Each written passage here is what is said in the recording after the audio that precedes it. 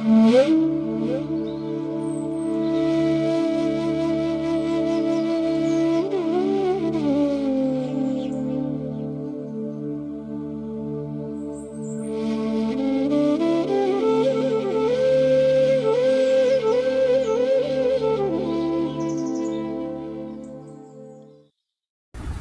জননীং শারদাং দেবীং রামকৃষ্ণং জগদ্গুরুং পাদপদ্মে তয় শ্রিত্বা প্রণমামি মুহুর্মুহু। নমস্কার। শ্রী শ্রী ঠাকুর, শ্রী শ্রী মা এবং স্বামীজি মহারাজের রাতুল চরণে ভুলুণ্ঠিত প্রণাম জানাই। প্রাণারাম বাংলা ইউটিউব চ্যানেলে সম্প্রচারিত সৎকথায় প্রতিদিনের মনন এই ধারাবাহিক অনুধ্যানে আজকে আমরা কিছু সদর্থক চিন্তার কথা স্মরণ করব। আমরা প্রত্যেকে জানি যে আমাদের এই আধ্যাত্মিকতা বিষয়ে যে ধারণা সেটি এসেছে উপনিষদ থেকে। উপনিষদে বলা হয়েছে পরিষ্কারভাবে যে এই দেহ মনের জটিলতার আড়ালে রয়েছে আত্মান, যার প্রকৃতি হচ্ছে সৎচিৎ আনন্দ। এই আত্মান যিনি অনন্ত অপার, তিনিই আমাদের সত্যিকারের সত্তা বা প্রকৃতি। এই সত্তাই আমাদের মনে এনে দেয় চেতনা ভাব বা চৈতন্য সত্তা, আর সেই চেতনাময় মনই আমাদের দেহকে গড়ে তোলে এবং চালনা করে। আমাদের অন্তরস্থ আত্মার 5টি কোষ দ্বারা আবৃত, যাকে বলা হয় পঞ্চকোষ বা 5টি আবরণ, যাদের বলা হচ্ছে অন্নময় কোষ, প্রাণময় কোষ, মনোময় কোষ, বিজ্ঞানময় কোষ এবং সবশেষে আনন্দময় কোষ। এই জন্য আমাদের দেহ, মন, আত্মা শুধুমাত্র পারস্পরিক যে সম্পর্কযুক্ত তা নয়, বরং প্রত্যেকটি একটা সূক্ষ্মতর কোষ বা আবরণ স্থূলতার আবরণগুলোকে চালিত করে ও প্রভাবান্বিত করে। এর মধ্যে আনন্দময় কোষ হচ্ছে সবচেয়ে সূক্ষ্ম। তাই আমাদের প্রয়োজন শুধুমাত্র একটি স্বাস্থ্যবান সুস্থ দেহই নয়, একটা সুস্থ মন, এবং সবার উপরে আমাদের প্রয়োজন একটা স্বাস্থ্যকর মেধা বা বুদ্ধি। আর এই সুস্বাস্থ্যের উৎস হচ্ছে আমাদের অন্তরস্থ আত্মা বা আত্মানি। পরম পূজনীয় শ্রীমৎ স্বামী রঙ্গনাথানন্দজি মহারাজ খুব সুন্দর করে একটি কথা বলতেন। শাস্ত্র মতে প্রত্যেক মানুষের মধ্যে 3 রকমের শক্তি কাজ করে। প্রথমটিকে বলা হয় বাহুবল বা পেশি শক্তি। বলের অর্থ হচ্ছে শক্তি, এবং এই শক্তি থাকার ব্যাপারটি খুব সাধারণ ব্যাপার। আমরা হর্সেস পাওয়ার্ড রকেটসের মাধ্যমে এই শক্তিকে বর্তমানে অনেক বাড়িয়ে তুলেছি। দ্বিতীয়টি হচ্ছে বুদ্ধিবল বা মেধা শক্তি। আর শাস্ত্রে বলছে আমাদের আত্মবল বা আত্মশক্তি এবং আধ্যাত্মিক শক্তিও রয়েছে। এই শক্তি অত্যন্ত শক্তিশালী এবং তার সাথে কারোর তুলনাই চলে না। এবং দেহ ইন্দ্রিয়ের ঊর্ধ্বে আমরা কিছু জানি না, কিন্তু বর্তমানে সবথেকে গুরুত্বপূর্ণ শক্তি হচ্ছে আত্মবল বা আত্মশক্তি, যেটা আমাদের আয়ত্তের অপেক্ষায় রয়েছে। যাবতীয় লোভ, লালসা, কামনা আমাদের দিকে ধেয়ে আসছে। মানুষের শক্তি নেই সেগুলোকে মোকাবিলা করার, তাকে সহ্য করার। একমাত্র যারা আত্মবলে বলীয়ান সফল হতে পেরেছে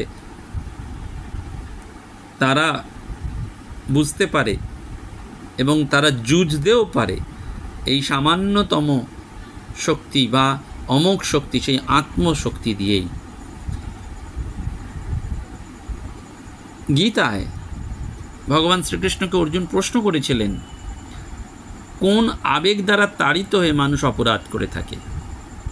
তার নিজের ইচ্ছা শক্তির বিরুদ্ধে গিয়ে সে যেন কোনো এক শক্তির দ্বারা পরিচালিত হয়ে বাধ্য হয়ে পড়ে অপরাধ করতে। এটা কি সত্যি? ভগবান শ্রীকৃষ্ণ উত্তর দিয়েছিলেন, কাম এবং ক্রোধ হলো সেই 2 শত্রু। তুমি এই 2 শত্রুকে অবশ্যই নিরোধ ও জয় করতে সক্ষম, কারণ এদের জয় করবার শক্তি তোমার মধ্যেই বর্তমান। আমাদের শরীরের ইন্দ্রিয় তন্ত্রগুলোর উপরে অবস্থান করে আমাদের চিত্ত, এবং তারও উপরে রয়েছে আমাদের বুদ্ধি। আর এই সব কিছুর ওপরে অবস্থান করছে আত্মন। এই আত্মনের উপলব্ধ হলেই অন্যান্য নিম্ন স্তরগুলোকে নিয়ন্ত্রণ করতে সক্ষম হবে, যে নিম্নতর স্তরগুলো তোমাকে বা আমাকে বিপদে ফেলছে। আর আলোকপ্রাপ্ত মানুষ যারা আত্মশক্তিতে জাগ্রত, আত্মবলে বলীয়ান, তারা কিন্তু এটিতে খুব সুন্দরভাবে যুঝতে পারে। সেজন্য আধ্যাত্মিক সচেতনতা যদি আমাদের মধ্যে জাগে, তাহলে অনেক দ্বন্দ্বের অবসান হয়। আত্মবিকাশ ব্যতীত আমরা শুধুমাত্র যদি দেহ এবং জিনতন্ত্রের মধ্যে আবদ্ধ থাকি তাহলে এই সত্যটা বুঝতে পারবো না। সেজন্য আধ্যাত্মিক শক্তি প্রতিফলিতও হয় প্রেম, উৎকর্ষতা, সহানুভূতি এবং সেবামূলক মনোভাবের মধ্যে দিয়ে। আমাদের প্রত্যেকের 6টা মূল শত্রু আছে: কাম, ক্রোধ, লোভ, মোহ, মদ ও মাৎসর্য। আজকের দিনে যত রকম সমস্যা সবটার কারণ কিন্তু এই 6টা শত্রু থেকে। যে কোনোভাবেই হোক না কেন আমাদের এই সমস্যাগুলোকে রোধ করতে হবে। আমাদের মনকে নিযুক্ত করতেই হবে এদেরকে রোধ করার জন্য, অর্থাৎ শত্রুদের, যার অবস্থান আমাদের মনের মধ্যেই। কিন্তু মন যদি আমাদের দুর্বল হয় তাহলে সে যাবতীয় প্রলোভনের বশবর্তী হয়ে পড়ে এবং এই সকল প্রলোভনের মোকাবিলা করতে সক্ষম হয় না, তাদের জয়ও করতে পারে না, তাদের কাছে তখন নতি স্বীকার করে, তাদের বশ হয়ে যায়। সেই জন্য স্নায়ুবিজ্ঞান বর্তমানে বলছে, নিউরোসায়েন্স, যে উন্নততর মস্তিষ্ক প্রণালী আসলে সমগ্র ইন্দ্রিয় তন্ত্রকে নিয়ন্ত্রণ করার জন্যই। এবং সেই উন্নততর প্রণালী আমাদের কিন্তু ভাবতে হবে। সেই জন্য আমাদের মানসিক স্বাস্থ্যের জন্য আধ্যাত্মিক অভ্যাস দরকার। শ্রীমদ্ ভগবদ্ গীতায় বলছে, শান্ত এবং প্রসন্ন মনোভাবের ফলে সমস্ত দুঃখ নাশ হয়। ইন্দ্রিয়গুলোকে যদি নিয়মানুবর্তিত এবং সংযমের মধ্যে আনা যায় তাহলে মানুষ যোগের দিকে যেতে সক্ষম হয়। ইন্দ্রিয় সুখে নিমজ্জিত মানুষ ভোগের দিকে যায়। আমরা ইন্দ্রিয় সুখভোগ দিয়ে শুরু করি, কিন্তু বেদান্ত আমাদের বলে এর মধ্যে ক্রমাগত না যেতে। বেদান্ত বলছে ধীরে ধীরে যোগের স্তরে নিজেকে উন্নত করতে। ঠাকুর সুন্দর করে বলছেন, তুমি যদি ভোগ থেকে যোগে নিজেকে উন্নত করতে না পারো তাহলে পড়বে রোগে, এবং সেই রোগটা যাবতীয় মানসিক রোগ এবং স্নায়ুর রোগ। ঠাকুর সেই জন্য বলেন 3 প্রকার আনন্দ আছে: ব্রহ্মানন্দ, ভজনানন্দ এবং বিষয় আনন্দ। আমাদের 129 বছর বয়সে ব্রহ্মজ্ঞ যোগগুরু শিবানন্দ বাবার, যিনি পদ্মশ্রী পুরস্কার প্রাপ্ত, তার শরীর খুব কিছুদিন হলেই ত্যাগ হয়েছে। তিনি সমাধিবান হয়েছেন, অর্থাৎ সমাধি প্রাপ্ত হয়েছেন। আমার সৌভাগ্য, পরম সৌভাগ্য হয়েছিল তার দর্শন লাভ এবং তার আশীর্বাদ পাওয়ার। তিনি আমাকে একটি কথাই শুধু বলেছিলেন, ব্রহ্মচর্য ব্যতীত নিরোগ শরীর হয় না, অর্থাৎ এই যোগ। আমরা তাকে যোগগুরু বলছি। বলছেন ব্রহ্মচর্য, অটুট ব্রহ্মচর্য রাখতে হবে, অর্থাৎ ভোগ থেকে যোগে নিজেকে উন্নত করতে হবে। এবং সেখানেই কিন্তু ওই আনন্দটি রয়েছে, উন্নত হলেই। ঠাকুর ওই জন্য 3 রকমের আনন্দের কথা বলছেন: ব্রহ্মানন্দ, ভজনানন্দ, বিষয়ানন্দ। আত্মার স্তরে নিমগ্ন মানুষের জীবন একমাত্র আনন্দময়তার স্তরে অবস্থান করে, তার নাম ব্রহ্মানন্দ, পার্মানেন্ট আনন্দ। আমাদের উদ্দেশ্যই ব্রহ্মানন্দ উপলব্ধ হওয়া। একেবারে যাওয়া সম্ভব নয়, ধীরে ধীরে যেতে হবে। ভজনানন্দ অর্থাৎ ঈশ্বরের কথা, ঈশ্বরের গুণকীর্তন, কিন্তু শেষটা হবে ব্রহ্মানন্দে, যে আনন্দ এবং শান্তি মিলবে ঈশ্বর বা অন্তরাত্মার সঙ্গে মিলনে। মনকে অন্তরস্থিত আত্মার সঙ্গে যুক্ত করতেই হয়। আমাদের নিজেদের যে অনন্ত অপার প্রকৃতি, যা ইন্দ্রিয়ানুভূতির স্তরের অনেক ঊর্ধ্বে, তাকে উপলব্ধি করতে হবে। সেজন্য শ্রীমদ্ ভগবদ্ গীতায় আছে, নাস্তি বুদ্ধির যুক্তস্য ন চামুক্তস্য ভাবনা ন চাভাবয়ত শান্তির শাস্তস্য কূত সুখম। অর্থাৎ মন ও ইন্দ্রিয় শৃঙ্খলা ছাড়া আর কোনো মানুষের নিশ্চয় আত্মিকা বুদ্ধি হয় না, আর সেই কারণেই মানুষের শান্তি ও আনন্দ লাভ হয় না। যেদিন তোমার ধ্যান খুব গভীর হবে সেই দিন কোনো সমস্যার উদ্রেক হবে না। সেদিন তুমি পবিত্র ঐশ্বরিক শান্তি এবং আনন্দে পরিপূর্ণ থাকবে, পরিচালিত হবে। একজন খ্রিস্টান সাধু বলেছিলেন, যেদিন তোমার প্রচণ্ড কাজের চাপ সেদিন তুমি আরও বেশি করে ধ্যান করো। ওই জন্য বলা হয় যে আনন্দ লাভই যদি লক্ষ্য হয় তাহলে আমাদের সঠিকভাবে মন এবং ইন্দ্রিয়কে চালনা করতে হবে। মনকে সংযত করতে হলে আরও নিচের স্তরে অবস্থিত যে ইন্দ্রিয় যন্ত্র, তাকে নিয়ন্ত্রিত করতে হবে। তাকে যখন আমরা নিয়ন্ত্রিত করতে পারবো তখনই আমাদের উদিত হবে অন্তরস্থ আত্মার জীবন। সেজন্য আধ্যাত্মিক সাধনা প্রয়োজন এই লক্ষ্যে পৌঁছানোর জন্য। বিবেক, বৈরাগ্য, সৎ সম্পত্তি এবং মুমুক্ষুত্ব। আমাদের মধ্যে বিবেকের জাগরণ করতে হবে, অর্থাৎ কোনটা সত্য আর কোনটা মিথ্যা সেটি বিচার করতে হবে। এই সাধনা বিচারের দ্বারা আমাদের বৈরাগ্যে নিয়ে যাবে যে জগতে যা কিছু সব অসত্য এবং ক্ষণস্থায়ী।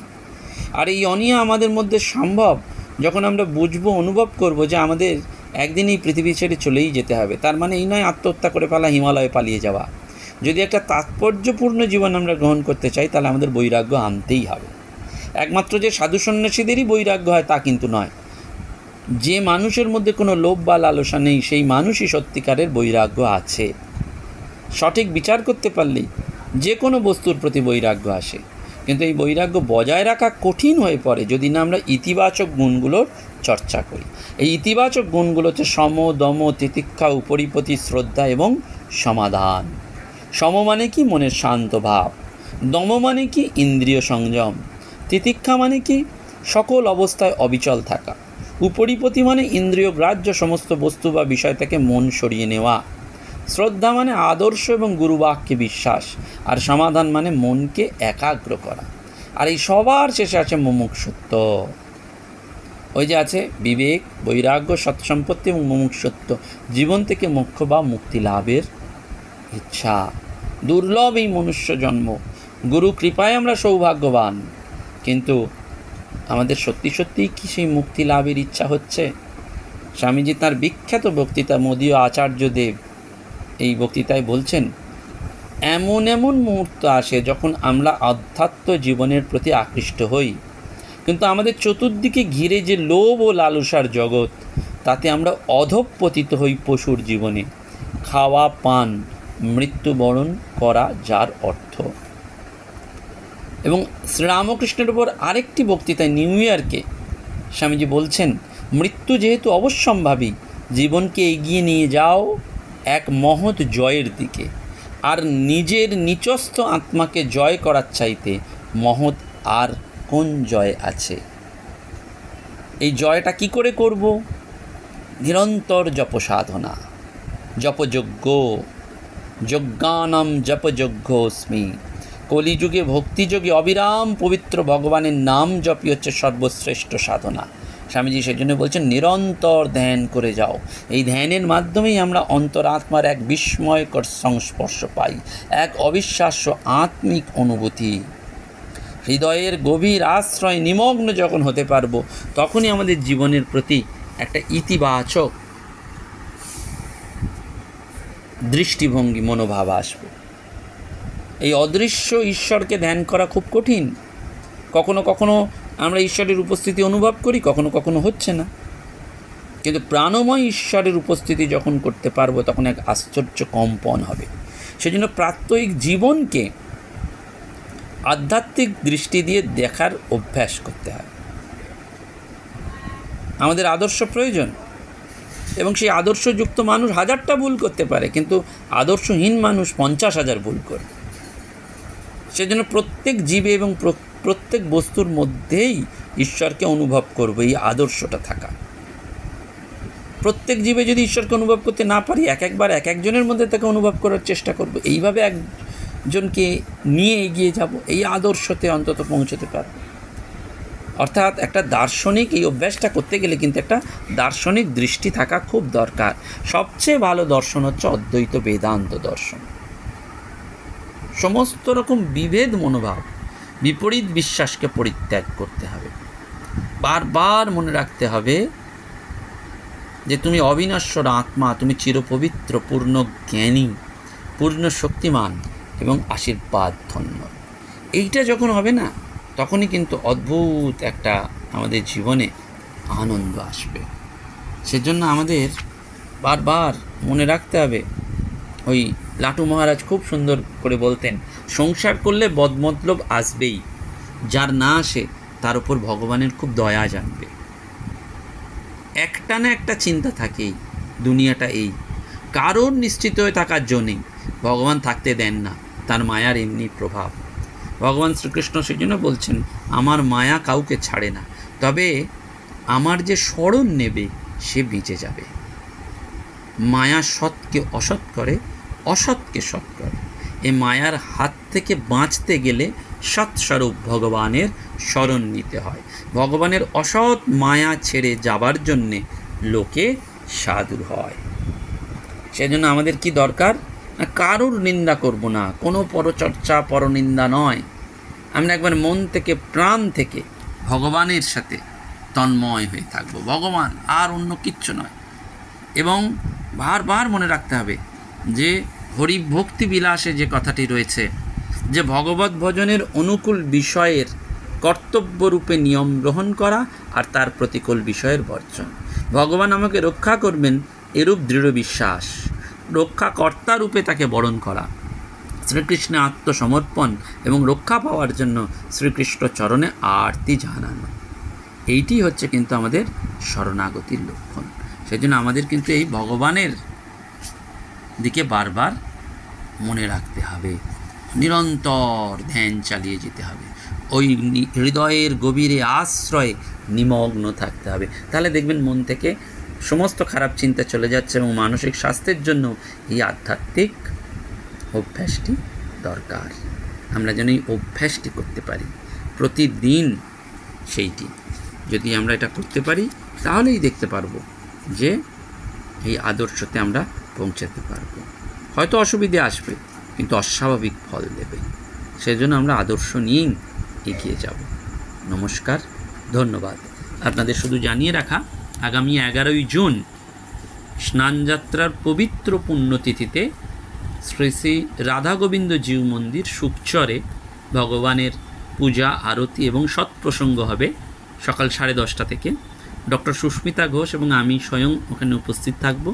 আপনারা যদি আসেন তাহলে রাধা গোবিন্দ জিউ বিগ্রহ যুগলবন্দি দর্শন, মাতা কৃষ্ণপ্রিয়া মাকে প্রণাম এবং তার আশীর্বাদ প্রাপ্তি, প্রসাদ এবং সৎপ্রসঙ্গ সব মিলিয়ে স্নানযাত্রার পবিত্র দিনটি একটা অন্যরকম হবে, এইটুকু জানাচ্ছি।